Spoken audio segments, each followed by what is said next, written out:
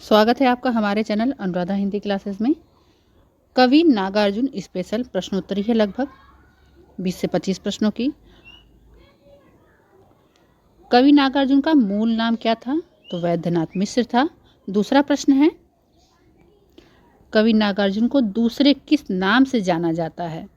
तो इनको बहुत से नामों से जाना जाता है, लेकिन मुख्यतः इन्हें आधुनिक भारत का कबीर कहा जाता है, बाबा भी कहा जाता है इनको।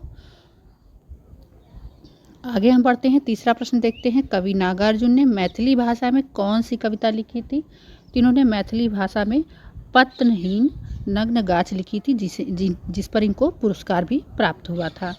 चौथा प्रश्न है, नागार्जुन की कविताओं का सही क्रम लगाना है। तो सही क्रम आपका द हो जाएगा। युगधारा, सतरंगी पंखों वाली, प्यासी, पथराई आंखें, तालाब की मछलियाँ। अगला प्रश्न है, कविता यह दंतुरित मुस्कान में कवि नागार्जुन ने किसकी ओर प्रकाश डाला है? तो बहुत ही अच्छा यह कविता है। देखेंगे, तुम्हारी दंतुरित मुस्कान नाम से यह कविता है, और इसमें एक बालक के खिलखिला के हंसने पर उसके दांतों में जो चमक और एक प्रकाश दिखाई पड़ता है, उसी पर यह संपूर्ण कविता है। अगला प्रश्न है 6 नंबर का, इस अतिथि के प्रिय तुम्हारा क्या रहा?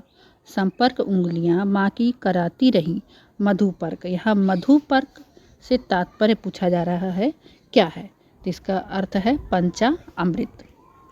अगला प्रश्न है, अमल धवल गिरी के शिखरों पर कविता के रचनाकार कौन है? तो इसके रचनाकार हैं नागार्जुन जी। शैवालों की हरी दरी पर पड़े कलह छिड़ते देखा, बादल को घिरते देखा। कविता से है, कवि किसके मध्य पड़े कलह छिड़ते देख रहा है? तो इसमें वह चकवा और चकवी के बीच कलह छिड़ते देख रहा है।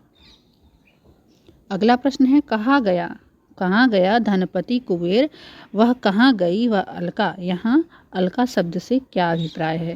तो यहाँ अलका शब्द से अभिप्राय है कुबेर की नगरी को अलका कहा गया है। 10वां प्रश्न है, तुंग हिमालय के कंधों पर छोटी बड़ी कई झीलें हैं, पंक्तियों में निहित अलंकार है।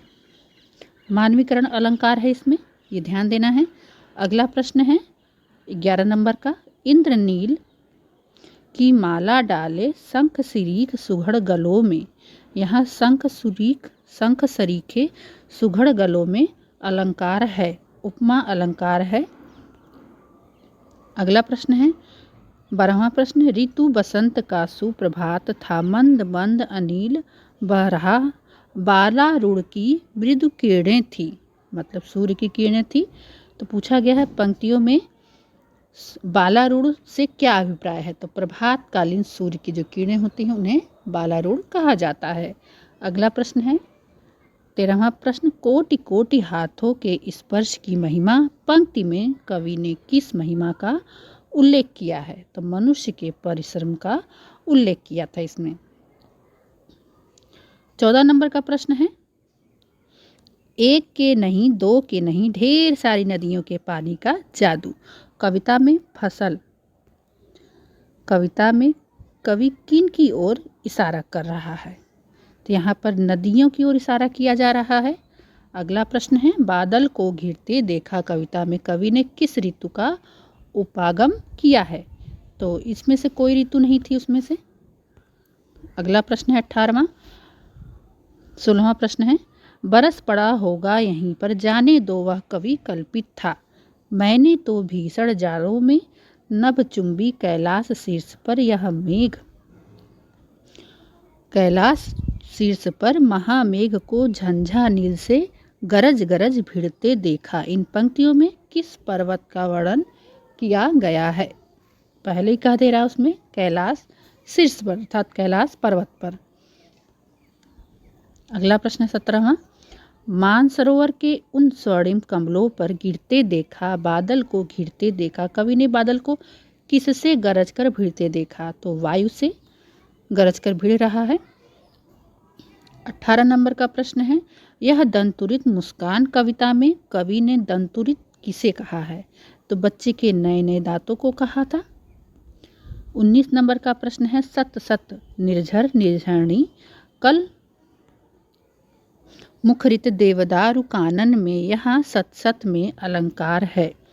एक ही शब्द की 2 बार पुनरावृत्ति हुई है तो पुनरुक्ति प्रकाश अलंकार है। ये आप विशेष ध्यान रखिएगा कि जब एक ही शब्द का बार बार पुनरावृत्ति हो तो वहाँ पे पुनरुक्ति प्रकाश अलंकार होता है। 20 नंबर का प्रश्न है और अंतिम है यह, कवि नागार्जुन हिंदी साहित्य में किस युग का प्रतिनिधित्व करते हैं? तो ये प्रगतिवाद का प्रतिनिधित्व करते हैं। एक छोटी सी क्लास आपके करंट एग्जामों के लिए बहुत ही महत्वपूर्ण है। मिलते हैं नेक्स्ट वीडियो में। बहुत बहुत धन्यवाद।